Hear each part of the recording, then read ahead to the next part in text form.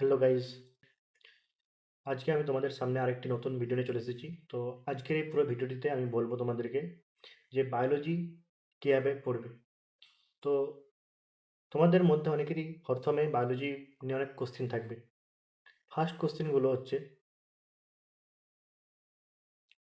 বায়োলজির, তোমরা বায়োলজি যারা পড়ছো, বায়োলজি যারা পড়ছো, অনেকেরই মধ্যে কোশ্চেন হচ্ছে যে বায়োলজি আমরা স্যারের নোট পড়বো বা কোনো ইনস্টিটিউটের মডিউল পড়বো বা স্যারের লেকচার বা এনসিআরটি পড়বো।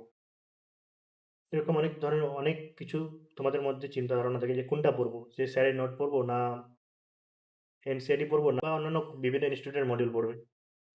তো ফার্স্ট অফ অল তোমাদেরকে আমি একটা কথা বলবো যে এনটিএ যে কোশ্চেনটা করে প্যাটার্নটা পুরো এনসিআরটি থেকে তুলে করে, এনসিআরটির বাইরে কোনো কোশ্চেন করে না। আজ পর্যন্ত কোনো কোশ্চেন করেনি আর কোশ্চেন করছে না। যতদিন ধরে এনটিএ হাতে নিয়েছে এটা নিটটা, ততদিন ধরে কোনো কোশ্চেন এনসিআরটির বাইরে আসেনি। তাহলে তোমাদেরকে কী হবে, যে স্যারের নোট পড়বে। কেমনভাবে পড়বে? যখন কোনো একটা টপিক তুমি এনসিইআরটি বুঝতে পারছো না, তখন তুমি ওই টপিকটা স্যারের নোট দেখে বুঝে নাও। দেন তুমি ওই নোটটাকে আবার পড়ার পর ওই এনসিইআরটির যে পার্টটুকু তুমি বুঝতে পারছিলে না, ওই এনসিইআরটির পার্টটুকু কভার করো। আর সেকেন্ড কোশ্চেন তোমাদের মধ্যে অনেকেরই আসছে, মানে অনেকজনের আসে যে শুধু লেকচারই করব না, মানে লেকচারই করবো না শুধু এনসিইআরটি পড়বো। আমি বলবো যদি তোমার এনসিইআরটির কোনো পার্টে যদি কোনো প্রবলেম না থাকে, তাহলে তোমাদেরকে আমি বলবো, সাজেস্ট করবো তুমি এনসিইআরটি পড়ো। এবার কোনো কোনো জায়গায় যেখানে তোমার কনসেপ্ট বোঝার আছে ওখানে, তখন তুমি গিয়ে লেকচার করো। তো এই দুটো কোশ্চেন আমাকে অনেকজন জিজ্ঞাসা করছিল, তার জন্য আমি ফার্স্ট এই দুটো কোশ্চেনের অ্যান্সার বলে দিলাম।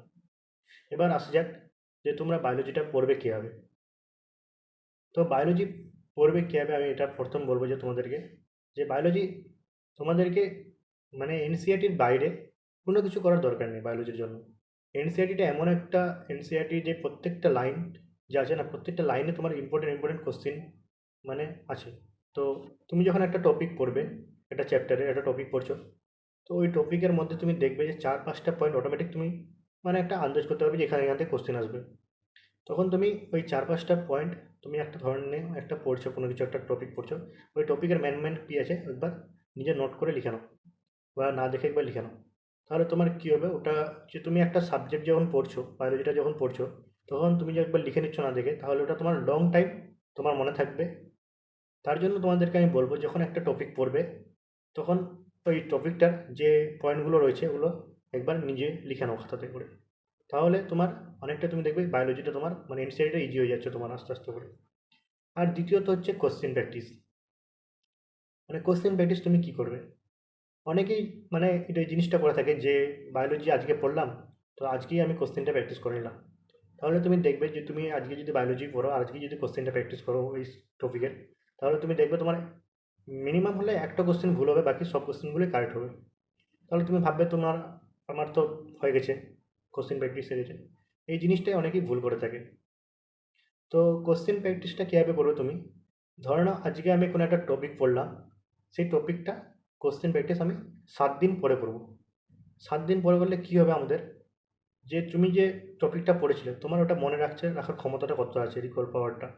তাহলে তুমি যখন 7 দিন পরে কোশ্চেনটা প্র্যাকটিস করবে, তখন তুমি যখন কোশ্চেনগুলো আটকাবে তোমার মধ্যে হচ্ছে না পারছো না, তখন তুমি আবার ওই এনসিইআরটিটা পড়বে, তখন আবার ওই রিভিশনটা তোমার হয়ে যাবে। তাহলে তুমি বুঝতে পারবে যে আমার কোথায় উইক পয়েন্ট হয়ে আছে, কি আমার মনে রাখার এটা হচ্ছে না। তার জন্য আমি ফার্স্টে বললাম যে প্রত্যেকটা সাব টপিক তোমরা লেখার চেষ্টা করো।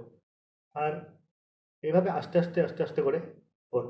এবার কোশ্চেন প্র্যাকটিস কী থেকে করবে, দেখবে অনেক এনসিইআরটি রিলেটেড অনেক বুক আছে, যেগুলো হচ্ছে এনসিইআরটির লাইন বাই লাইন কোশ্চেন করে বা স্টেটমেন্ট টাইপ কোশ্চেন করে।